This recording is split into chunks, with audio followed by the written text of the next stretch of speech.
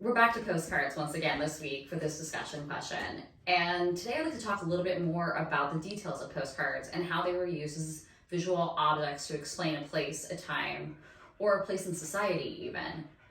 So we're back to that idea that once again, these are a visual representation of history.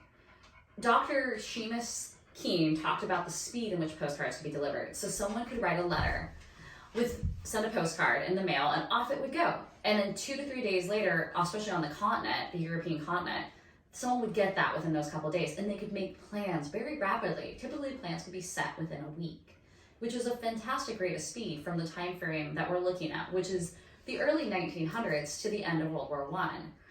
With that in mind, they were also extremely collectible. So oftentimes when people were traveling, they'd buy one and then mail one. So that way they could maintain a collection of them at any time. In the case of the postcard collection for my family, we actually have a couple duplications, most likely for that exact reason, because one was mailed and one was kept. One thing too is that they're extremely joyful to collect, and that's something that people talked about in a lot of diary entries that I've come across with them, is how fun they were to receive and get, which brings it once again to this idea that they were a connection point at a time where it wasn't as easy to connect with those around you. Dr. Diana Spurs talked about in her article the use of postcards as a way to transport people to places and things and ideas. In the case of this particular postcard, this is Niagara Falls. This was a way of transporting someone to this place that they'd never been to or been around or be able to see. But you could go there with a postcard. One thing that I thought was super cool about a postcard when I was really looking through them, more than anything else, is this idea that they can be such a visual representation of history that's often overlooked.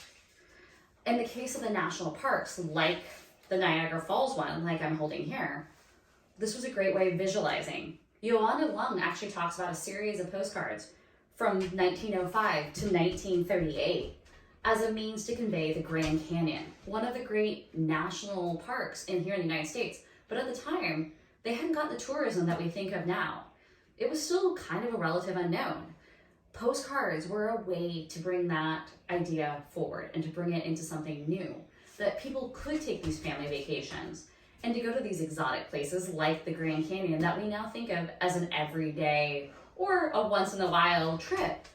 To us now, it's nothing, but to them, it was extraordinary, and postcards can convey that extraordinariness. With all of that in mind, it's amazing to think that once upon a time, a young lady would sit down with a glass of wine, write down a postcard, and bring this idea of these little visual representations and send them all over the world.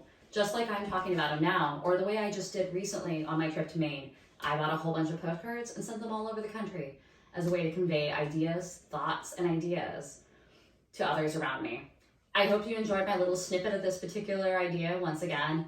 And all three of these articles really conveyed the idea that postcards are a little piece of visual history that are often overlooked, and something as historians that we should take a better look at often. With that, have a great night, y'all. Bye-bye.